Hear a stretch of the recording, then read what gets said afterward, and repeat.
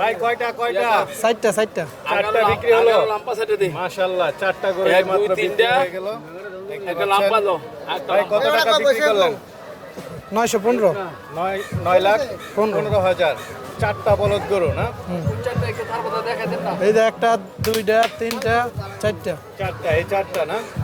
এক একটা কেমন হতে পারে এই গরুটা কয় মন হতে এগুলো পারে 9 মন করে হবে ভাই 9 মন করে 9 মন করে প্রত্যেকটা 9 মন করে হবে না